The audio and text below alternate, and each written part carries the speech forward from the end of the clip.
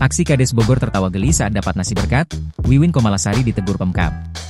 Beredar viral di media sosial, video yang memperlihatkan aksi kepala desa, Kades, di Kabupaten Bogor bernama Wiwin Komalasari menertawakan nasi kotak yang ia bawa dari acara bupati. Dalam video yang tersebar viral, Wiwin Komalasari tengah memakai baju dinas berwarna putih dan berjalan bersama rekan-rekannya. "Assalamualaikum, ini baru kali ini saya bawa berkat," ucap Wiwin Komalasari yang diikuti dengan tawa terbahak-bahak.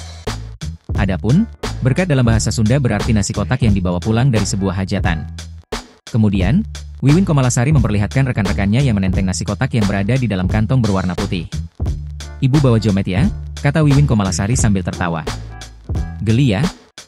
Ketawa terus," katanya lagi. Aksi Wiwin Komalasari dalam video tersebut lantas mendapatkan kecaman dari warganet.